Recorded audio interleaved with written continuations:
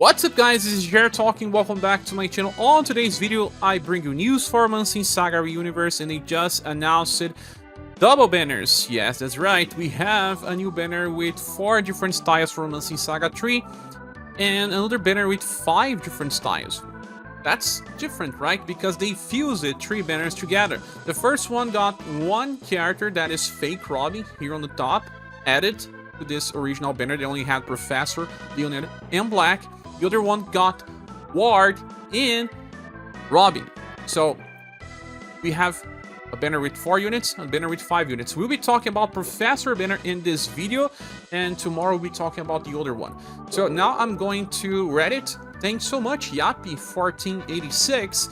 This time you did a very nice explanation of the characters, and we'll be discussing all the information using your information.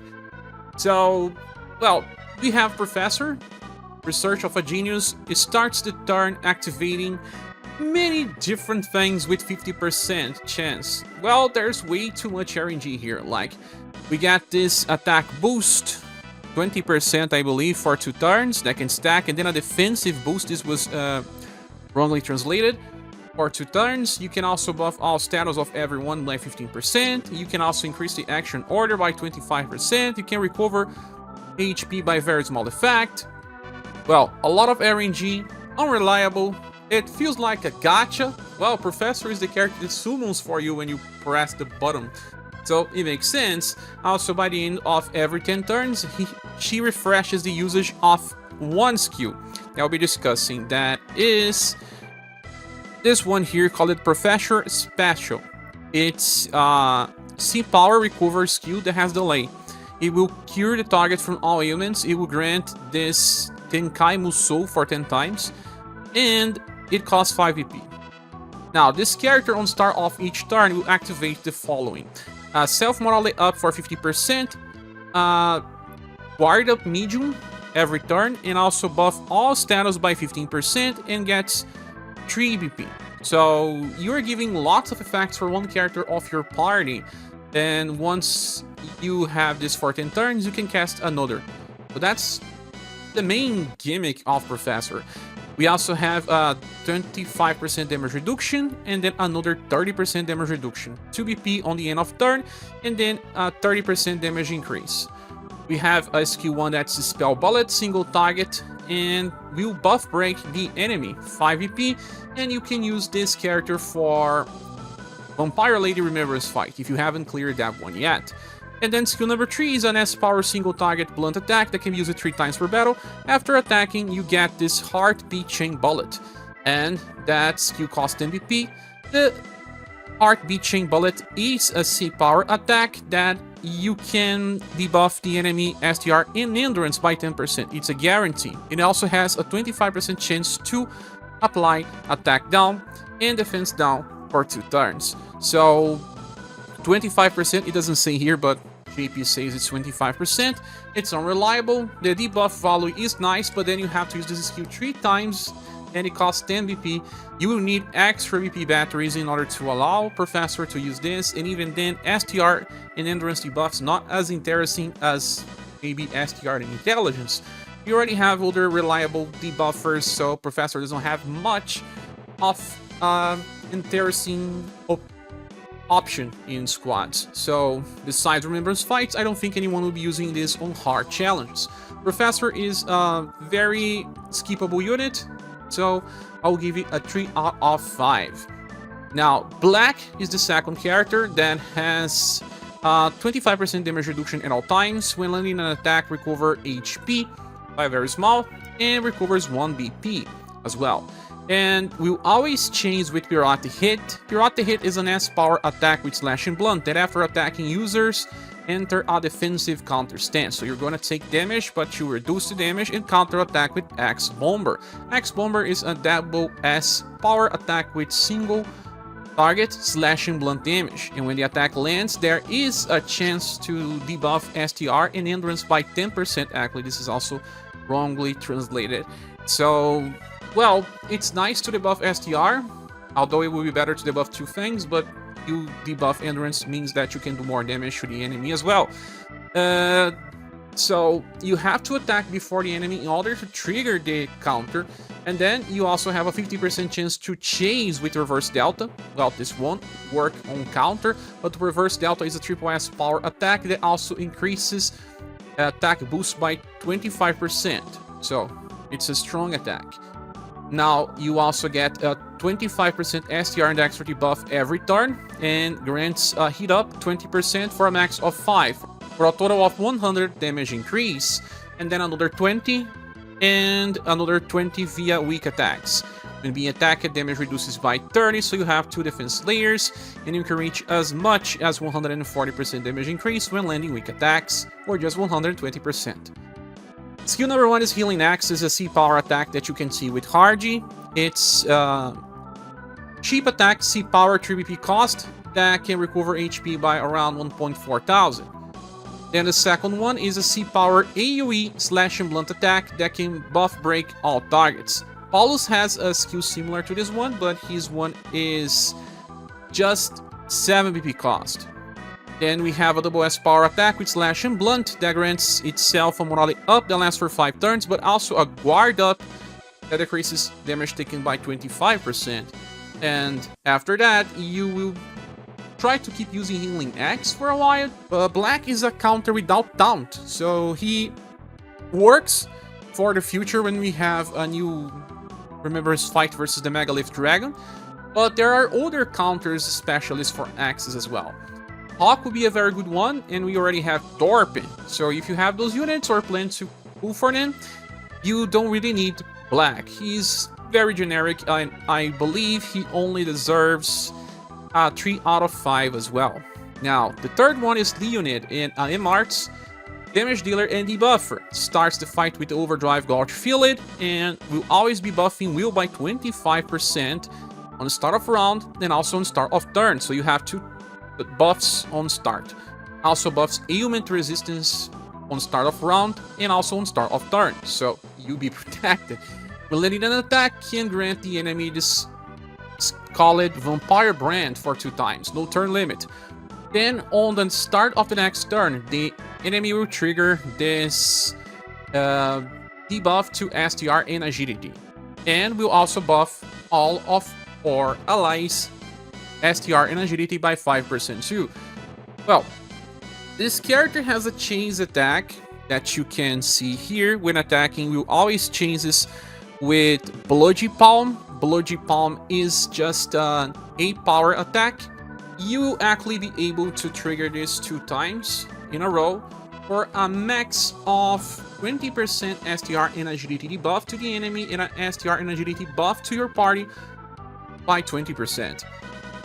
Besides, we have 30% damage increase at all times, another 30% from the other passive to reach 60%, reduces damage taken at all times by 30% as well, and we'll be getting 35 points of overdrive. Also have 2 points of BP. So he will always get into overdrive every 2 turns to be able to use it on the 3rd. Also, when attacking on overdrive, he always changes with skill number 3. Now, skill number 1 is a 1 BP C power attack with blunt and shadow. Well, it's almost free, cheap to use when you don't have anything else. The second one is a double S power attack with shadow and blunt, and when the attack lands, you can grant the enemy a morale down medium for 3 turns, decreasing the damage by 25%. And you also get this morale up with 40% damage increase for 3 turns. Since it's costing 9 BP, if you have BP batteries, you can actually use this in 1 turn and then use something else. That something else will be skill number 3, the same one as you chase on overdrive. It's a single target attack with blunt and shadow, and when the attack lands, reduces the enemy STR and agility by up to 20% on max level, and then buff your own STR and agility by up to 30% on max level. Will also recover HP by around 1.4 thousand, and it has the same BP cost. So if you have good resources, you can open the fight with the 3rd skill to debuff, then use the 2nd skill or Unicide, and then you keep chasing, building OG Gauge, and in OG you can also chase another time. On max potential and on a turn where you use skill 3 2 times because of the overdrive, alongside all of the other debuffs from his passive, you can get as much as 35% debuff from the skill and another 20 from the passive, reaching as much as 55% debuff. It's a lot. The enemy may not like that and use Defy weaknesses, but depends on the boss. Well, Leonid is a good style. Well, I just wanted him to debuff something like SDR and Intelligence instead of SDR and Agility, because this is focused on enemies that uses MRs most of the time. And it would be better to have a combination of 2 offensive status instead of, well, in MRs you always use SDR and Agility, and you'll be decreasing the damage from enemies that use MRs. But I would prefer to have a different combination like SDR plus Dexterity or SDR plus Intelligence. But it is what it is. He is better than the other characters here. I believe he deserves a 3.5 out of 5. And then the last one is Robin, and he is actually a pretty strong style. That is a little hard to explain, because, well, when he is attacked, and if he is on a pre-action state, that means that he is on the delay, he'll reduce damage taken by 50%. When an ally is attacked, he also has a 50% chance to cover that ally and reduce the damage by 35%. After using skill number 2 or 3, he always chases with a skill Screwdriver Plus that has triple S power and can debuff 2 different status, STR and Agility by 15%. Well, that can be very good as damage as well, since they have triple S power, and the skill that triggers the chase is actually already strong enough. Besides, he will also apply this Proof of Mastery for 3 turns. When he is attacked, he will activate up to 4 times some skills. But since he uses this skill on delay, it only works effectively for the next turn. If he is hit, then he can grant an attack boost of 10% and a defense boost of 10%. Both effects can last for that turn and the another, and he will also recover all surviving alliance BP by 1. So you can get up to 4 stacks of all of this, very similar to Monica, but Monica is a fast type of character, where this Robin is a delay type of character. He does much more damage than Monica though. After landing an attack, he will then enter defense down. But if you have delay, this makes no difference. Now, when being attacked, he always reduces damage taken by 25% and then by another 30%. Recovers HP by the end of a turn by very small, recovers 1 BP for a total of 4, and has 30% damage increase. Well, it doesn't seem like he has too many damage capabilities, but if you have lots of support from your party, his damage can skyrocket super fast. Skill number 1 is a deep power free skill that can buff the dexterity by 30% on max level, and it's free, and you use this when you don't have enough BP, but you want to use either skill 2 or 3. Skill 3 is the one that you'll be using first, because this one is 4S power.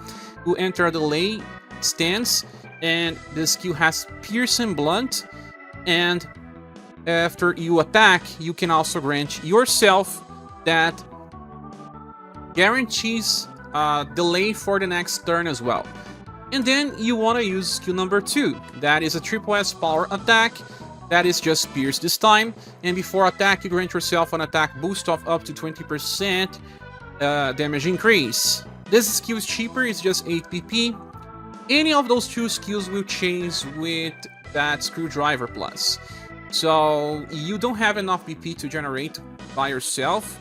You will need a BP battery to use together with Robin, but Robin will also make your other characters work better, because they can get BP when Robin is hit, and you will just be cycling between skill 2 and 3 and trying to get the full effects of the character.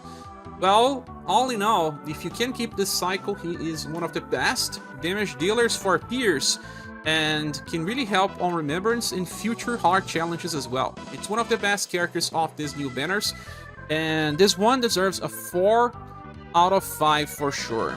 Hard to use, but very good as well. Nonetheless, this banner has 4 styles, so increased value because of that. But it's still skippable. I believe only Robin Fake is really good, and I believe because of that, this banner will be receiving a Silver Minus award, meaning that if you don't have enough gems, I suppose you can skip, and it's very close to the release of Emerald Beyond. It's good to wait and see what they have in store. For now, I'll be skipping. But what about your opinion? Say here on the comment section. Thank you so much for watching this video. Please subscribe if you haven't, and if you want to support the channel, we have links on the description. Hope to see you soon on the next. Goodbye.